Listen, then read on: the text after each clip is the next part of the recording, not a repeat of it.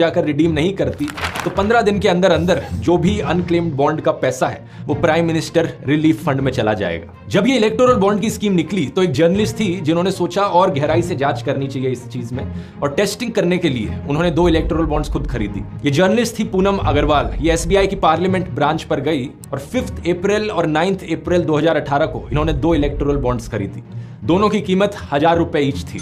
उस वक्त ये द क्विंट मीडिया ऑर्गेनाइजेशन के लिए काम कर रही थी। इन्होंने जो वीडियो अपलोड किया अपने चैनल पर, उस पर जाकर देख सकते हो कि इलेक्टोरल बॉन्ड पर खरीदने वाले का नाम नहीं लिखा था, ना ही कोई और डिटेल लिखी थी कि ये इसे किसने खरीदा है। दिखने में ये दोनों बॉन्ड जो इन्होंने खरीदी थी एग्जैक्टली सेम लग रही थी। कोई डिफरेंस नहीं है सिवाय डेट के, जो कि लाल रंग में यहाँ पर 5 अप्रैल लिखा है, यहाँ पर 9 अप्रैल लिखा हुआ है। इस 2 चीज के अलावा पूरे बॉन्ड में कहीं भी कोई डिफरेंस नहीं है। लेकिन जब इन्होंने एक बॉन्ड को फोरेंसिक टेस्टिंग के लिए भेजा तो पता चला कि हर बॉन्ड में एक secret unique alpha numeric number लिखा हुआ है। ये सीक्रेट नंबर सिर्फ अल्ट्रावायलेट लाइट के नीचे दिखता है। ये एक बड़ी शॉकिंग चीज थी क्योंकि इस खुलासे से मोदी सरकार का एक और झूठ पकड़ा गया। सरकार अभी तक कहती आ रही थी कि जो भी इलेक्टोरल बॉन्ड्स खरीदेगा हम उसकी आइडेंटिटी छुपा कर रखेंगे, किसी को नहीं पता चलेगा कि किसने ये बॉन्ड खरीदी है। जब ये खुलासा किया गया तो फाइनेंस मिनिस्ट्री को ओपनली मानना पड़ा कि यहाँ एक सीक्रेट यूनिक नंबर है, लेकिन फिर ये कहने लगे कि हम जानते हैं ये नंबर है, लेकिन ये एक सिक्योरिटी फीचर है। इस नंबर के जरिए किसी भी डोनेशन को ट्रैक नहीं किया जा सकता और पता नहीं लगाया जा सकता कि खरीदने वाला कौन है।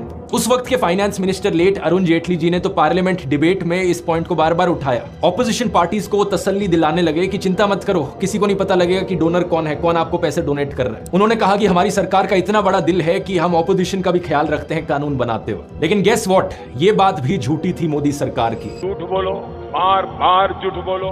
Retired navy officer Lokesh Batra ने एक आरटीआई फाइल करी और उन्हें फाइनेंस मिनिस्ट्री की एक फाइल मिली। कुछ और भी रिकॉर्ड्स थे जिन्हें रिव्यू किया गया हफ पोस्ट इंडिया के द्वारा। इन सब में एसबीआई ने एक्सप्लेन किया कि इन सीरियल नंबर्स को रिकॉर्ड किए बिना ऑडिट ट्रेल करना पॉसिबल नहीं होगा। बैंक को कैसे पता चलेगा कि यहां पर कोई बॉन्ड फॉर्ज करी जा रही है या नहीं? कोई झूठी बॉन्ड बनाकर भी तो बैंक के पास जा सकता है। फिर जनवरी 2018 को एक नोटिफिकेशन आती है जिसके सेक्शन 64 में लिखा होता है एसबीआई को इलेक्टोरल बॉन्ड की डिटेल्स लॉ एनफोर्समेंट एजेंसीज को देनी पड़ेगी अगर उन्होंने पूछा तो। अगर एसबीआई के पास कभी वो डिटेल्स थी ही नहीं, अगर एक्चुअली में डोनर डिटेल्स किसी को नहीं पता चलनी थी, तो ये रूल कैसे काम करता? इसका मतलब अगर ईडी सीबीआई चाहती तो उन्हें हमेशा पता लग सकता था कि कौन सी इलेक्टोरल बॉन्ड किस कंपनी ने डोनेट करी है। इसका मतलब समझ रहे हो दोस्तों? हम ऑलरेडी जानते हैं कि ईडी सीबीआई जैसी एजेंसीज बिल्कुल कठपुतली बन